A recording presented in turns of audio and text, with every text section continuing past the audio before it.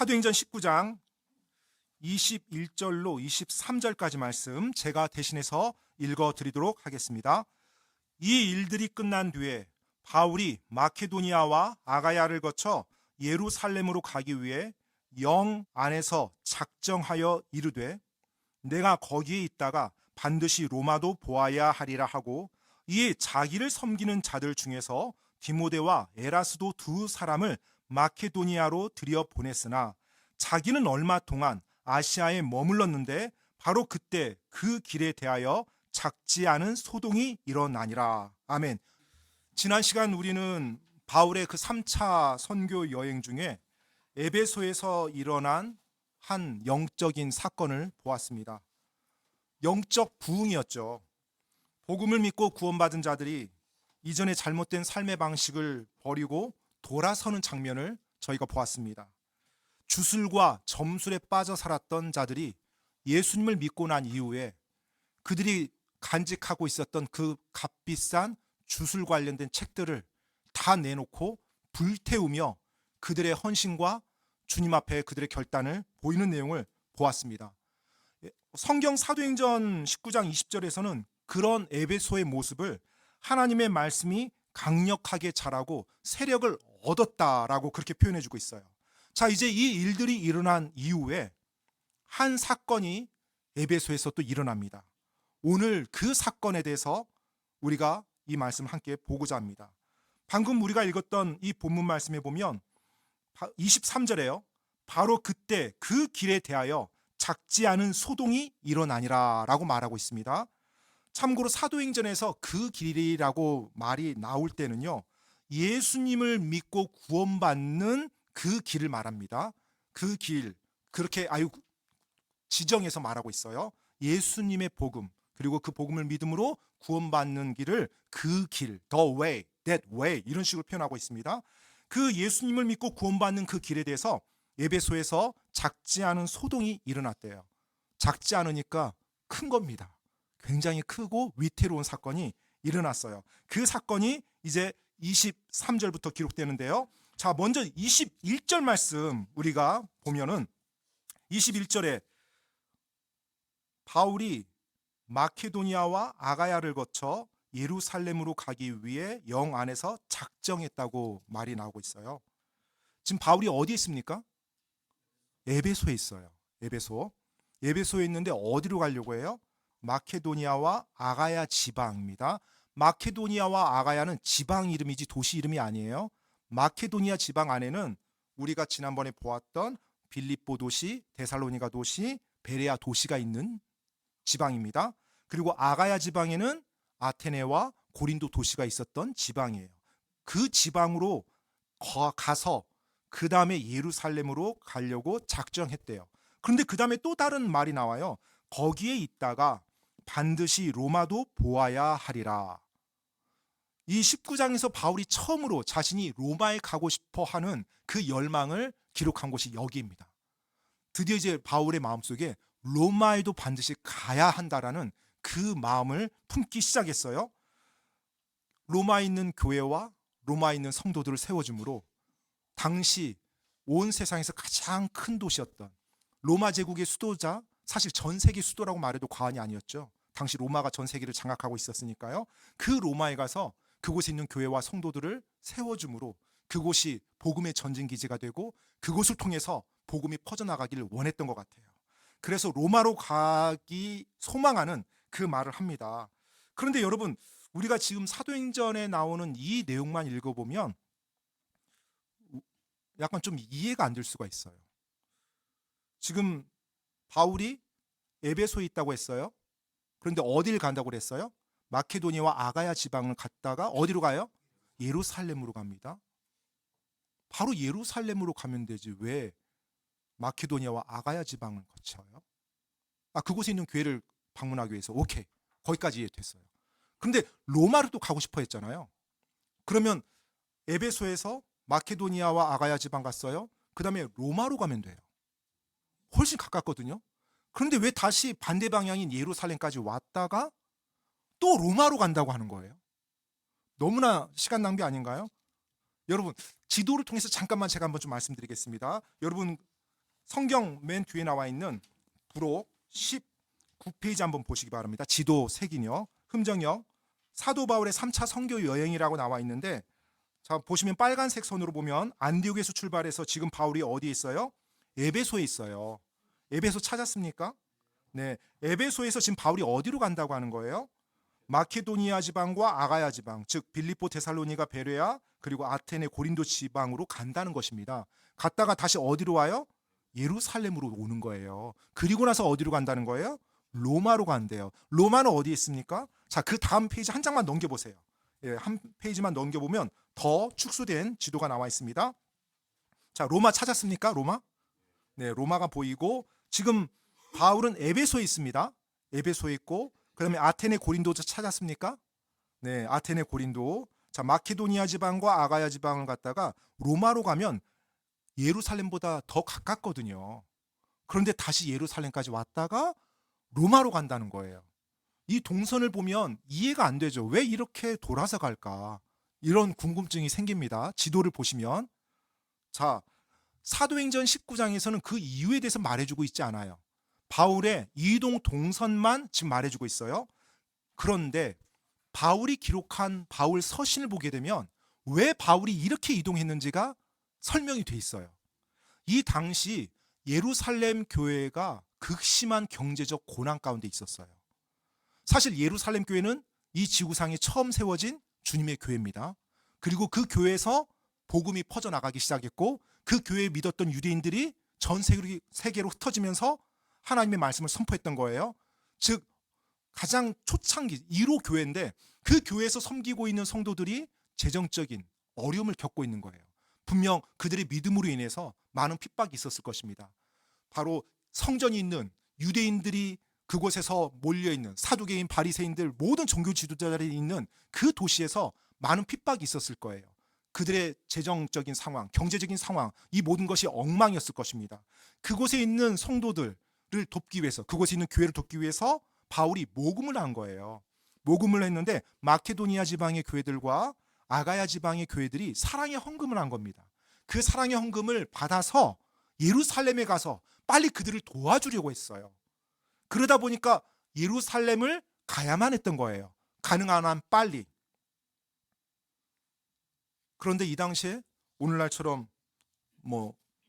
온라인 이체 기능이 있었으면 쉽게 딱 보내면 되잖아요. 근데 온라인이 없잖아요. 그렇죠. 은행도 없어요. 어디로 돈을 송금할 수 있는. 그러니까 어떻게 해요? 직접 현금을 받아서 직접 가서 전달하는 것 말고는 없었습니다.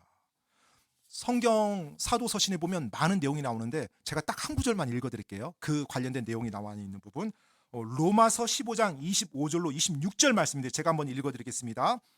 그러나 지금은 내가 성도들을 섬기기 위해 예루살렘으로 가노니 이는 예루살렘에 있는 가난한 성도들을 위해 얼마를 기부하는 일이 마케도니아와 아가야 사람들을 기쁘게 하였기 때문이라.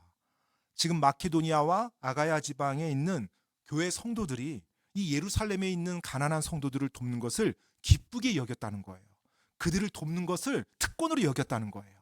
그래서 그들이 기꺼이 드리는 사랑의 헌금을 바울이 지금 받아서 예루살렘으로 가서 전하고자 했던 것입니다. 참고로 로마서 말씀은 바울이 3차 선교 여행 때 고린도에 있었을 때 기록한 서신으로 알려져 있습니다. 즉 3차 선교 여행 중에 기록한 서신이 로마서예요. 바로 이 서신 안에서만 보더라도 바울이 왜 지금 마케도니아와 아가야 지방을 거쳐서 예루살렘으로 반대 방향으로 가려고 했는지 이해가 됩니다. 그리고 나서 이제 바울의 바람은 뭐였어요? 그 예루살렘에서 로마로 가는 것이었어요. 그 일이 지금 전개되고 있는 것입니다. 자, 그러면서 바울은 디모데와 에라스도라는 동역자를 먼저 마케도니아에 보내요. 아마 사랑의 헌금을 모아서 어떤 현금을 잘 이렇게 관리하기 위해서 먼저 보냈던 것 같아요. 이 에라스도라는 사람은 여러분 성경에 두 군데에서 더 나와요. 로마서 16장 23절과 디모데후서 4장 20절에 이 에라스도라는 사람이 바울의 동역자와 바울의 사역을 돕는 사람으로 나오는데, 특별히 로마서에서는 이 에라스도라는 사람이 도시의 재무관이라고 소개됩니다. 즉 도시의 재정 담당관이었음을 말해주고 있어요. 상당한 고위직입니다. 상류층입니다. 이 사람이 바울과 함께 있는 거예요. 바울의 동역자로. 그 말인즉은 어떤 말일까요? 바로 그도 예수님을 믿고 구원받은 사람이고 자신의 삶을 주님의 사역에 헌신한 사람이라는 걸 볼 수 있어요. 이런 사람이 이제 마케도니아에 먼저 가는 거예요. 근데 참 적절하죠. 도시 전체의 재정을 관리했던 사람이에요. 많은 돈을 다뤄봤던 사람이에요. 그 사람이 지금 마케도니아 지역에 가서 사랑의 헌금을 받아서 관리를 하려고 간 겁니다. 자기 은사에 맞춰서 기가 막히게 사용되는 것처럼 보여요. 이 사람이 먼저 마케도니아로 가는 걸 볼 수가 있어요. 자, 그렇게 디모데와 이 에라스도가 마케도니아로 간 이후에 드디어 이제 바울이 말한 작지 않은 소동이 일어납니다. 24절로 27절 말씀 보도록 하겠습니다. 사도행전 19장 24절로 27절까지입니다. 데메드리오라 하는 어떤 은 세공업자가 다이애나를 위한 은 성물함을 만들어 장인들에게 적지 않은 이득을 가져다 주었는데 그가 이들과 더불어 같은 직업을 가진 직공들을 함께 불러 이르되 선생들아 그대들도 아는 바와 같이 우리가 이 기술로 우리의 재물을 얻는도다. 또한 그대들도 보고 듣는 바와 같이 이 바울이 에베소뿐만 아니라 거의 온 아시아 전역에서 손으로 만든 것들은 결코 신이 아니라고 말하여 많은 사람들을 설득하고 돌아서게 하였으므로 우리의 이 기술이 무시당할 위험에 놓였을 뿐만 아니라 온 아시아와 세상이 숭배하는 위대한 여신 다이애나의 신전도 멸시를 당하고 그녀의 위엄도 손상을 입게 되었도다 하매. 자, 이제 사건이 일어납니다. 지난 시간에 제가 말씀드렸던 것처럼 이 에베소에는 다이애나 신전이 있었습니다. 당시 그 이후에도 마찬가지고요. 7대 불가사의로 여겨지는 엄청난 건축물이었죠. 이 신전을 보기 위해서 수많은 사람들이 에베소에 왔었고요. 또 이 신전에서 다이애나 여신을 경배하기 위해서, 숭배하기 위해서 많은 사람들이 에베소에 왔었습니다. 당연히 많은 사람들이 이 신전 때문에 에베소에 왔기 때문에 그 신전을 방문한 사람들이 뭔가를 또 사겠죠. 바로 방금 여기서 나왔던 은 성물함, 즉 다이애나의 은 성물함인데 다이애나 신전을 축소해 놓은 마치 미니어처라고 보면 됩니다. 다이애나 여신이라든지 다이애나 신전을 이렇게 은으로 잘 만들어 놓은 것 같아요. 은으로 만들었으니까 비쌌겠죠. 이 비싼 걸 사가는 거예요. 그리고 이것을 자기들이 가져가서 그 앞에서도 경배하고 우상 숭배하는 용도로도 사용되고요. 이런 일이 다이애나 신전 에베소 안에서 범람하게 많이 이루어졌던 거예요. 그렇기 때문에 이 은세공업자들은 많은 돈을 벌었어요. 그런데 어떤 일이 일어나요? 바울이 에베소에 와서 복음을 선포하고 진리를 가르치면서 약 3년 정도를 거하니까 사람들이 우상 숭배에서 떠나는 거예요. 우상 숭배에서 떠나니까 다이애나 신전을 사람들이 별로 안 와요. 그리고 사람들이 많이 안 오다 보니까 이 은성물함도 팔리지가 않아요. 그러니 자신의 장사가 지금 안 되는 거예요. 그래서 같은 직종에 있는 사람들을 이제 당시 길드라고 하는데요. 그런 사람들을 모아서 이제 선동을 하기 시작합니다. 선동하는데 이 데메드리오라는 사람은 바울을 정확히 찝어요. 이 바울이 에베소뿐만 아니라 거의 온 아시아 전역에서 손으로 만든 것들은 결코 신이 아니라고 말하여 많은 사람들을 설득하고 돌아서게 하였으므로 우리가 지금 이렇게 장사가 안 된다. 이 말을 하는 거예요. 같은 업종에 있는 사람들이 흥분하죠. 흥분하는데 여러분 지금 이 말에서 틀린 게 있습니까? 근데 손으로 만든 것이 신이 아니라고 말한 게 잘못됐나요? 너무 상식적인 거 아니에요? 내가 섬기는 신을 내가 만들어서 섬긴다는 게 얼마나 말이 안 됩니까? 지금 데메드리오가 이 말을 하면서 이 말이 맞다고 안 느껴졌나? 저는 이런 생각이 좀 들었어요. 사람이 탐욕에 눈이 멀거나 돈에 눈이 멀면 상식적인 게 안 들어오는 법입니다. 자기가 만든 은성물함을 사람들이 경배하고 숭배하는 것, 이것을 좋아했던 거예요.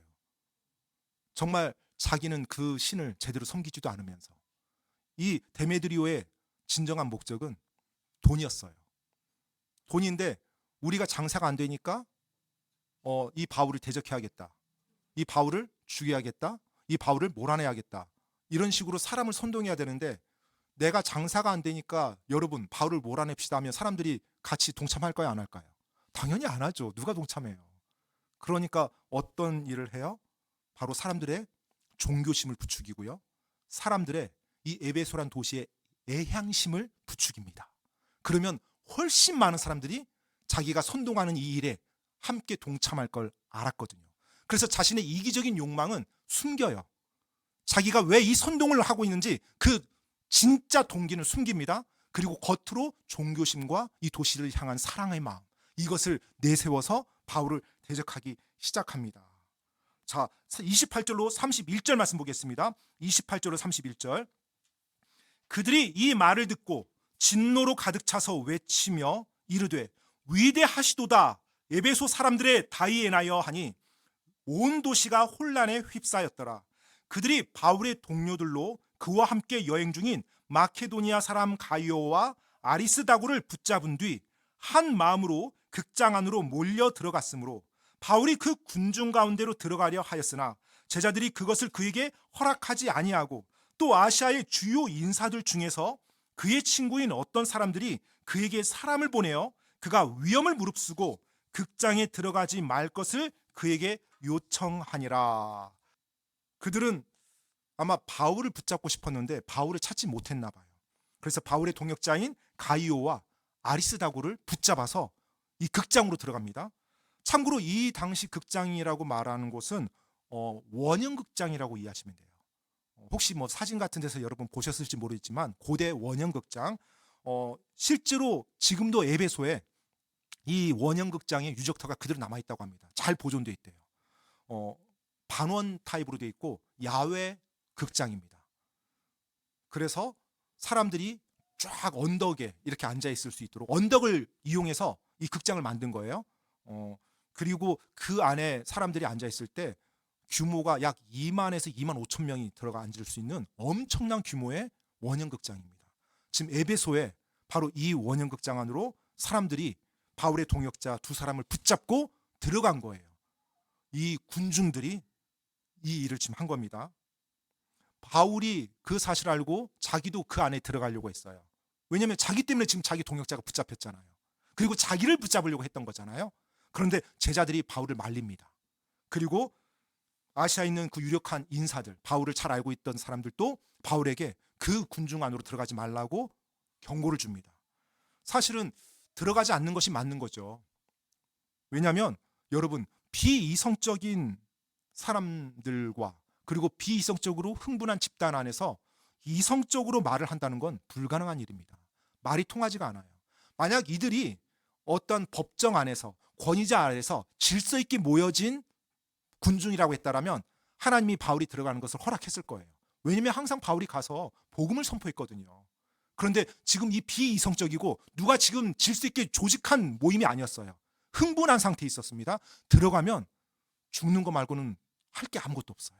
그래서 하나님께서 사람들을 통해 바울을 막습니다. 자, 이제 그 상황에서 32절로 34절 말씀 읽어보겠습니다. 그러므로 어떤 사람들은 이것을 외치고 어떤 사람들은 저것을 외치니 이는 집회 군중이 혼란에 빠져 그들의 태반이 무슨 까닭으로 자기들이 함께 왔는지 알지 못하였기 때문이더라. 유대인들이 알렉산더를 앞으로 밀어내므로 그들이 무리 가운데서 그를 끄집어내니 알렉산더가 손짓하며 군중에게 자신을 변호하려 하였으나 그가 유대인인 것을 그들이 알고 모두가 한 목소리로 2시간쯤 소리질러 이르되 위대하시도다 에베소 사람들의 다이애나여 하더라. 자, 지금 이 32절에 보니까 뭐라고 말을 해요? 어떤 사람들은 이것을 외치고 어떤 사람들은 저것을 외치고 태반이 무슨 까닭으로 자기들이 여기에 왔는지 알지 못했대요. 이게 군중입니다. 이게 군중이에요. 자기들이 지금 왜 왔는지도 몰라요. 사람들이 흥분하면서 가니까 그냥 같이 껴 거예요. 껴서 막 가는 거예요. 뭐 에베소의 다이애나 막 이렇게 외치니까 외치면서 간 겁니다. 그런데 왜 왔어 우리? 무엇 때문에 이렇게 흥분하는 거야? 서로 말이 다 달라요. 이런 식으로 지금 모인 거예요. 이성적인 모임, 뭐 합법적인 거 이런 모습 전혀 없습니다. 한마디로 엄청난 집회가 불법적인 집회가 지금 이곳에 형성된 겁니다. 그런 가운데 유대인들이 아마 유대인들도 이제 그 자리에 함께 왔었나 봐요. 알렉산더라는 사람을 앞으로 내밉니다. 아마 이 알렉산더라는 사람이 유대 공동체의 어떤 대표라든지 아니면 대변인이 되었던 것 같아요. 그래서 이 사람을 내밀어요. 그러니까 이 알렉산더 유대인이 군중 앞에 서서 변호하려고 손짓을 하는데 그가 유대인이라는 사실을 에베소 군중들이 알고서 말하지 못하게 합니다. 그리고 소리를 더 질러대요. 뭐라고요? 바로 위대하시도다 에베소 사람들의 다이애나여. 2시간 정도를 2시간 정도 저희도 2시간 정도 한번 외쳐볼까요? 어떻게 되나? 2시간 정도 외치면 조는 사람은 없었을 것 같아요. 위대하시도다 하면서 외치면서 네. 목 쉬지 않았을까요? 이렇게 외쳤으면 그런데 여러분 이 유대인들이 알렉산더라는 사람을 내밀었잖아요. 밀어냈어요. 이 알렉산더라는 사람이 어떤 말을 하려고 했을까요? 자신을 변호하려고 했다고 했죠. 이 알렉산더는 지금 이 유대인들이 붙잡아갔던 지금 가이오와 그 아리스다고하고 다른 사람입니다. 가이오와 아리스다고는 그리스도인이었어요. 이 알렉산더는 유대인이었습니다. 그럼 이 알렉산더가 무엇을 변호하려고 했을까요? 지금 여러분들이 흥분하는 그리고 여러분들이 지금 적개심을 가지고 있는 그 바울을 저희도 그 바울 안 믿습니다.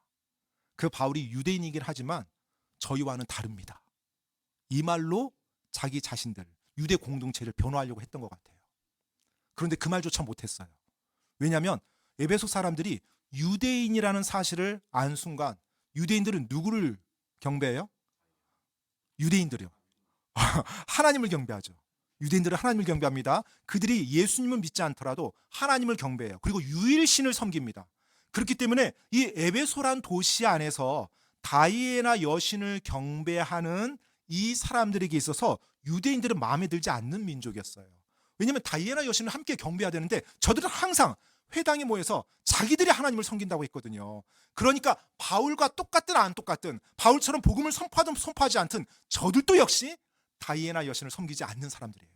그렇기 때문에 이 에베소 사람들이 유대인이라는 사실을 알고서 뭐라고 외친 거예요? 위대하시도다 에베소 사람들의 다이애나여라고 말을 한 거예요. 변호의 기회를 또 안 준 겁니다.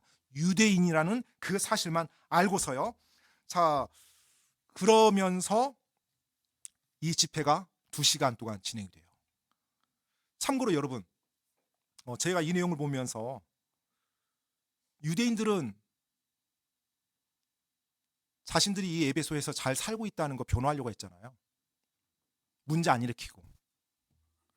유대인들이 에베소에 언제부터 살았을까요? 문헌에 보니까 바울이 있었던 이 시기로부터 약 200년에서 300년 전부터 이 에베소 지역에 이주해서 살았던 유대 공동체가 있었다고 합니다. 그러면 이 유대 공동체가 몇 년 이상 존속해 왔어요? 에베소에요? 200년 이상 존속해 왔어요. 200년 이상. 바울은 에베소 온 지 얼마나 됐어요? 3년이 채 안 됐을 거예요. 그런데 3년이 채 안 된 바울이 와서 복음을 전하고 예수님에 대해서 진리에 대해서 선포했을 때 에베소 도시에서 이 엄청난 소동과 난리가 일어난 거예요. 그런데 200년 넘게 하나님을 섬긴다고 하는 그 유대인들이 그 공동체가 에베소 지역에서 살아왔을 때는 아무 소동도 일어나지 않았어요. 왜 그랬을까요? 유대인들에게는 진리가 없었어요. 그리고 바울에게는 진리가 있었어요. 사탄이 지금 바울, 하나님을 대적해서 이 엄청난 소동을 일으킵니다. 바울을 대적해서요. 복음을 대적해서요. 그런데 유대인들을 대적해서는 어떤 소동도 일어나지가 않았어요. 왜요? 사탄이 신경 쓸 대상이 아니거든요. 저들은 저대로 내버려 두면 알아서 멸망해요. 그리고 우상 숭배하는 것과 별 차이 없어요.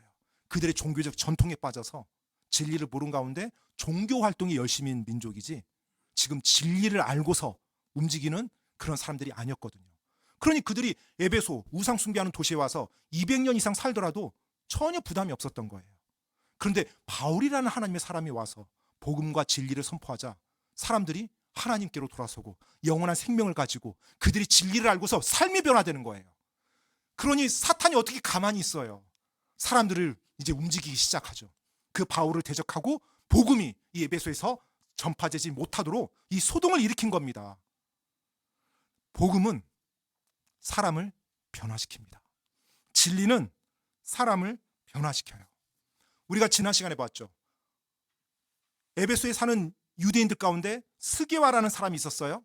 스게와의 7 아들이 예수님의 이름으로 악한 영을 쫓아내려고 하자 악한 영이 뭐라고 말했어요? 내가 예수님도 알고 바울도 아는데 너희는 누구냐고 하면서 그들을 공격하고 그들을 쫓아냅니다. 그들도 유대인이었어요. 하나님을 믿는다고 하는 유대인들이요. 그런데 그들은 진리가 없었어요. 심지어 악한 영도 그들을 신경도 안 써요. 그들이 누군지 알지도 못해요. 하지만 바울은 정확히 알았죠. 바울의 경우는 복음을 전했고 진리를 알고서 선포했던 사람입니다. 여러분, 예수님을 믿는다고 하는 것은 우리가 정확히 알아야 됩니다. 일요일날 교회에 와서 예배를 드리는 형식을 갖추는 삶이 아니에요.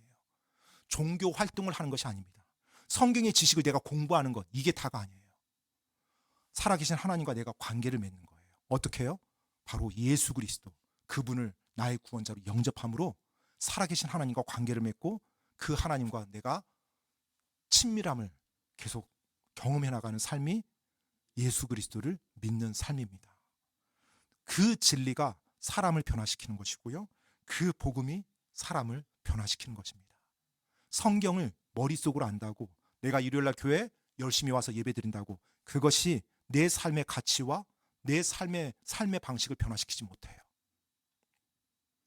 진리가 여러분을 자유케 하는 것이지 종교 활동이 여러분을 죄에서 자유케 하는 것이 아니라는 것입니다. 바울은 그 진리를 선포했던 사람이었어요. 그래서 이 에베소에 이 엄청난 소동이 일어났던 것입니다. 자, 이제 사도행전 19장 35절로 41절. 고울서기가 사람들을 진정시키고 이르되 너희 에베소 사람들아, 에베소 사람들의 도시가 위대한 여신 다이애나를 숭배하며 또 주피터로부터 떨어진 형상을 숭배한다는 것을 알지 못하는 사람이 어디 있느냐. 그런즉 이 일들은 아무도 반박할 수 없으니 너희는 조용히 해야만 하고 어떤 일도 경솔히 해서는 아니 되느니라. 교회 물건을 강도질하지도 아니하고 너희 여신을 모독하지도 아니한 이 사람들을 너희가 여기로 끌고 왔느니라. 그러므로 만일 데메드리오와 또 그와 함께한 장인들이 누구를 고소할 일이 있거든 법이 열려 있고 총독들도 있으니 그들이 서로 고소하게 할 것이요. 만일 너희가 다른 문제들에 대하여 무엇을 문의하거든 합법적인 집회에서 그것을 결정할지니라. 이 날의 소동으로 인해 우리가 불려가서 신문받을 위험에 처해 있으나 이 모임에 관하여 우리가 해명하기 위해 제시할 근거가 없도다 하고 이렇게 말한 뒤에 그 집회 군중을 흩어지게 하니라. 자, 2시간 동안 이 소동이 일어났습니다. 그러자 고울서기, 이 에베소의 고울서기라는 사람이 일어나서 사람들을, 이 군중을 진정시키기 시작해요. 참고로 이 고울서기라고 하면 에베소 도시의 행정관이라고 이해하시면 됩니다. 굉장히 높은 지휘관이에요. 에베소 지역의 집회에 대한 소집과 해산의 권한이 있었고요. 또 공식 기록과 문서를 이렇게 관리하는 사람이었어요. 이 사람이 지금 이 군중들에게 말을 한 겁니다. 어떻게 말해요? 일단 그들에게 공감을 해줍니다. 에베소는 위대한 여신 다이애나를 숭배하는 도시다. 이거 모르는 사람 없다. 주피터로부터 떨어진 형상을 숭배하는 도시다. 참고로 이 주피터로 떨어진 형상이 다이애나입니다. 다이애나 여신을 말해요. 일단 하늘로부터 내려왔다. 제우스로부터 내려온 사람이다. 이런 의미도 있고요.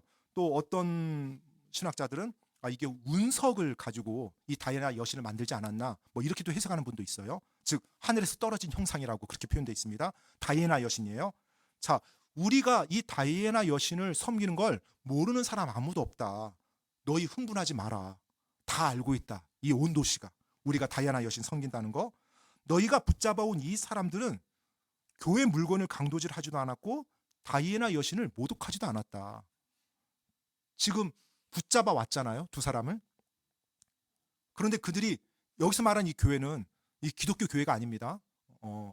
헬라어로 에클레시아인데 따로 목적을 가지고 떼어놓은 무리, 집회, 이것을 에클레시아라고 말해요. 에클레시아라고. 그렇기 때문에 지금 다이애나 여신을 숭배하는 그들의 집단과 모임을 말합니다. 너희로부터, 너희 모임으로부터 지금 이 사람들이 강도질한 것도 없지 않냐. 그리고 이들이 다이애나 여신을 욕하거나 저주하지도 않았지 않았냐. 그런데 이들을 붙잡아 와서 너희가 지금 이 소동을 일으키고 있는 것이다. 지금 보니까 데메드리오와 그 장인들이 이 소동을 일으켰는데 만약 불법적인 일이 있다라면 법에 따라서 고소해라. 총독도 있고 행정관들도 있으니. 그리고 지금 이 소동에 대해서 로마 제국에서 나를 불러서 신문한다면 내가 지금 할 말이 없다. 이렇게 말한 거예요. 그러니까 군중들이 이 말을 듣고 해산을 합니다. 여러분 입장에선 이 말이 좀 설득력이 있습니까? 자, 이 말이 조금 더 이해가 되려면 이 당시 에베소 도시 상황을 약간 좀 알면 도움이 돼요. 이 당시 에베소는 당연히 로마 제국의 속주에 속한 도시였습니다. 로마 제국에 정복당한 도시죠. 로마 제국에서는 어떤 도시들에 대해서는 자치권을 허락했어요. 그래서 그 도시를 자유도시라고 했습니다. 자치권을 허락하면 로마에서 총독을 안 보내요. 그 도시에서 헬라인들이 자기들이 리더를 선출합니다. 그리고 그 리더가 방금 여기서 말했던 이 고을 서기처럼 행정관으로서 그 지역을 관리를 해요. 그러면 그 도시 안에서는 많은 자유가 허락이 됩니다. 그들이 지녀왔던 문화, 그들이 섬겨왔던 종교, 그들이 가져왔던 어떤 축제, 그들이 행하고 있는 모든 상호발동, 이 모든 것에 대해서 자율권이 주어져요. 그리고 거기서 나오는 모든 수익과 이득을 자신들이 다 누릴 수가 있어요. 로마 제국에는 세금만 내면 돼요. 엄청난 특권이죠. 이 에베소 도시가 그런 자유도시였어요. 그래서 고을 서기가 있는 겁니다. 네, 그래서 그런데 이 자유도시, 자치권을 가지고 있는 도시에게 있어서 한 가지 요건이 있었어요. 그건 뭐냐면 로마 제국 아래에서 질서를 지키는 거예요. 만약 질서가 깨지고 소동이 일어나고 반역이 일어나면 그 순간 그 도시는 자치권을 몰수당해요. 그리고 자유도시의 자격이 박탈당합니다. 그러면 로마 제국에서는 로마 총독을 파송하고 로마 부대를 주둔시켜요. 그리고 직접 다스립니다. 그러면 이제까지 누려왔던 문화, 행정, 상업 이 모든 것을 제한받게 돼요. 즉 다스림을 받는 겁니다. 로마 제국으로부터 이제까지 누렸던 자유를 다 잃어버리는 거예요. 그리고 더 많은 세금도 부과가 돼요. 이해되십니까? 바로 그 도시가 에베소였어요. 그 에베소에서 살았던 이 사람들이 얼마나 그런 자유를 누렸겠습니까? 그런데 그 자유가 깨지는 한 가지 조건, 질서가 깨지는 거예요. 로마 제국이 볼 때 저긴 저대로 내버려 두니까 안 되겠어. 위험해. 언제라도 반란이 일어날 수 있어. 그러면 그 자유도시의 권한을 박탈시키는 겁니다. 고을 서기가 그 부분을 이야기한 거예요. 내가 불려가서 신문을 받으면 오늘 이 소동에 대해서 할 말이 없다. 그러면 무슨 말이에요? 그 말인즉은 로마 제국의 질서가 깨졌다라는 거예요. 그 선고가 주어지면 에베소 도시의 자유도시라는 자격은 박탈당합니다. 그러면 그 말은 지금 이 상인들과 이 도시에 있는 사람들이 어떤 삶이 펼쳐질 거란 걸 알고 있었어요. 그러니까 그 말을 듣자 이들이 해산한 거예요. 빨리 해산해야 돼요. 이 소식이 잘못 전달되면 그들이 이 도시가 어떤 행정체계로 어떤 권한체계로 바뀔지 모르기 때문에요. 그 말을 고을 서기가 한 거예요. 고을 서기가 바울과 바울 일행을 보호해주기 위해서 한 말이 아닙니다. 어쩌면 자기의 신변을 보호하기 위해서 이 말을 했을 수도 있어요. 그런데 여하튼 그 일을 통해서 바울과 바울 일행이 안전하게 그곳에서 나오게 됩니다. 참 놀랍죠. 모든 것이 무질서한 상태고 흥분한 군중들로 인해서 너무나 위태로운 상황이 전개되었는데 그 모든 상황 속에서도 하나님은 그분의 사람들을 지켜보고 계시고 보호해 주시고 인도해 주셨다는 거예요. 하나님은 여전히 그분의 자녀들을 지켜보고 계시고 보호하시고 인도하십니다. 그 자녀들이 하나님을 온전히 따르고자 할 때요. 하나님의 말씀에 순종하고자 할 때 하나님이 그 순종하는 마음을 가지고 한 걸음 한 걸음 인도해 주시는 것을 볼 수가 있어요. 오늘날 이들이 그렇게 거역하고 없애고자 했던 그 바울과 바울이 선포한 복음은 2000년이 지난 지금까지 전 세계에 퍼져 있죠. 그래서 바울이 선포한 그 복음을 여러분과 제가 믿고 구원받은 거잖아요. 그런데 그 2000년 전에 대다수가 믿었던, 그리고 거의 기득권 세력으로 모든 것을 주관해 나갔던 다이애나 여신을 숭배했던 숭배자들은 지금 다 사라졌어요. 다이애나 신전도 사라졌고요. 진리는 결코 사라지지 않습니다. 결코 무너지지 않아요. 하지만 진리가 아닌 것은 시간이 지나면 다 무너집니다. 그리고 다른 또 불법으로 대체가 되고 가고 있고요. 여러분 안에는 진리가 있습니까? 그 예수 그리스도의 복음이 있습니까? 아멘, 아멘. 이 말씀을 제가 보면서 내가 믿는 하나님에 대해서, 그리고 하나님의 그 보호의 손길에 대해서 너무나 감사했어요. 감사했고 한 가지 이제 마무리하면서 여러분께 같이 공유하고 싶은 생각이 있었어요. 이 선동 누가 일으켰습니까? 사람 이름 데메드리오. 여기에 딱 한 번 나옵니다. 데메드리오라는 사람은 자기 이름이 성경에 기록될 거 알았을까요? 상상도 못했을 거예요. 그렇죠. 2000년이 지난 이 시점에 전 세계에 있는 수많은 사람들이 성경을 읽으면서 자기 이름을 읽을 거라고 상상도 못했을 겁니다. 그런데 이게 좋은 쪽으로 기록됐으면 좋았는데 안 좋은 쪽으로 기록이 돼 있어요. 수치스럽고 안 좋은 쪽으로. 여러분이 이 사도행전 19장 내용을 오늘 보면서 데메드리오에 대해서 어떤 생각이 드세요? 어떤 마음이 드십니까? 바꿔볼게요. 여러분이 바울 입장이었으면 데메드리오에 대해서 어떤 마음이 들었을 것 같아요? 이제 말을 조심해야 됩니다. 여기서. 네. 네. 또 하나 질문 드리면 여러분의 삶에는 데메드리오 같은 사람이 있었습니까? 여러분의 믿음과 여러분의 신앙을 핍박하고 여러분을 대적하고 무시하고 모멸감 주고 여러분의 믿음 때문에 그들에 대해서 여러분은 어떤 마음을 가지고 있습니까? 어떤 감정을 가져야 될까요? 일단 제가 그 해답을 말씀드리기 전에 하나님에 대해서 좀 말씀드릴게요. 자, 바울을 대적하고 복음을 대적했던 데메드리오. 하나님은 그 데메드리오를 보면서 어떤 마음을 가지셨을까요? 네. 성경에 보면 우리 하나님께서 악한 자들에 대해서 어떤 마음을 가지고 계시는지를 말씀해 주는 구절이 구약에도 있고 신약에도 있어요. 펴실 필요 없는데요. 에스겔서 33장 11절에 보면 나는 사악한 자가 죽는 것을 기뻐하지 아니하며 오히려 그 사악한 자가 자기 길을 버리고 돌아서서 사는 것을 기뻐하노라. 우리 하나님의 마음이에요. 하나님은 사악한 자가 멸망당하는 거 기뻐하지 않으세요. 그가 그 사악한 길을 버리고 돌아서서 사는 것을 기뻐하신대요. 또 베드로후서 3장 9절에서도 보면 하나님께서 아무도 멸망하지 아니하고 모두 회개에 이르기를 원하신다고 말씀해주고 있어요. 하나님은 사악한 자가 멸망하는 것이 아니라 그가 회개에 이르러서 그의 삶에서 돌아서는 것을 간절히 원하시는 거예요. 그러면 그 하나님께서 지금 이 데메드리오를 봤을 때 어떤 마음이셨을까요? 빨리 번개 내려서 죽여야지, 저 녀석 빨리 처리해야지, 이 마음이었을까요? 아니요. 마음이 슬펐을 겁니다. 그리고 그 악한 데메드리오가 정말로 그 진리를 알고서 그 마음을 회개하고 돌이켜서 정말로 그의 삶이 주님 앞에 돌아서는 것, 이것을 간절히 원하고 그것을 고대했을 거예요. 여러분 생각해 보십시오.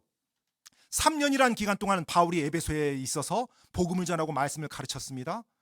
수많은 사람들이 에베소에서 예수님을 믿고 그들의 삶이 변화가 됐어요. 에베소의 다이애나 신전에 많은 사람이 없을 정도로요. 그리고 그들의 삶에서 많은 것들을 불태워버렸어요. 예수님을 올바르게 믿기 위해서요. 그 현장에 있었던 사람이 누구예요? 데메드리오. 그런데 그는 자기 돈밖에 몰랐어요. 자기가 버는 이득만 생각했어요. 그래서 그 진리를 받아들이지 않습니다. 그 데메드리오를 봤을 때 우리 하나님은 그를 바로 죽이고 싶어 하는 것이 아니었어요. 그를 보고 슬퍼하셨고 그가 돌아서기를 간절히 원하셨고 그가 돌아서서 주님 앞에 올 때 하나님이 기뻐하실 거라고 말씀하셨거든요. 그렇다면 오늘 우리는 그들을 향해서 어떤 마음을 가져야 될까요? 저는 이 말씀 보면서 데메드리오가 어떻게 죽었는지 성경에 기록되어 있지 않아요. 그냥 이 사건 하나만 기록되어 있어요. 마귀 사탄이 복음에 대해서 어떻게 대적하는지 하나의 대표적인 예로 하나님이 이 말씀을 기록해 주셨습니다.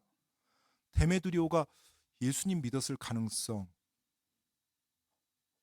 100% 없다고 말할 수는 없죠. 그렇죠? 그가 에베소에서 살았다라면 그럼 제 마음속에서 데메드리오가 나중에 구원받고 에베소 교회에서 성도로 섬기는 모습으로 끝났으면 얼마나 좋을까. 이 바램을 가져보면서 머릿속에 그려봤어요. 데메드리오가 에베소 교회에 와서 이렇게 섬기는 모습이요. 노년에. 얼마나 아름다울까요? 감동 아닙니까? 악인이 예수님을 믿고 변화되어 성도로 하나가 되는 모습.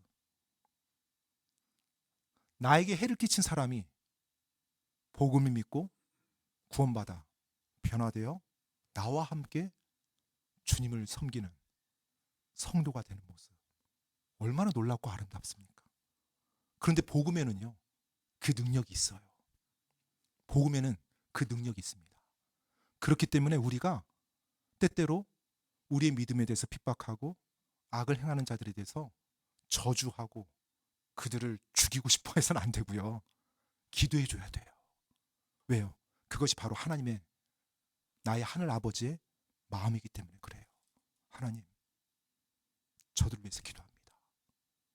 그 마음으로 우리가 갈 때 하나님이 우리도 기뻐하시고 또 그들에게 우리를 통해서 복음을 전할 수 있기도 역사할 수 있다는 거예요. 저는 오늘 우리가 이 19장을 마무리하면서 하나님의 마음을 우리를 지켜주시고 보호하시는 하나님, 그리고 악인에 대해서 끝까지 사랑하시는 하나님, 그리고 그들이 돌아서는 것을 기뻐하시는 하나님, 그 마음을 우리가 가지고 이 장을 마무리하기 원합니다. 하나님은 사악한 자가 죽는 것이 아니라 자기 길을 버리고 돌아서는 것을 기뻐하신다고 했습니다. 바로 그 하나님의 마음이 바로 예수 그리스도의 복음을 믿고 구원받고 주님 안에 돌아와서 함께 성도로 살아갔으면 하는 그 간절한 마음이 여러분과 저의 마음이기를 간절히 원하며 우리가 예수님의 모습을 닮아가는 그런 귀한 시간이기를 간절히 원합니다. 이 시간 기도하고 마치겠습니다.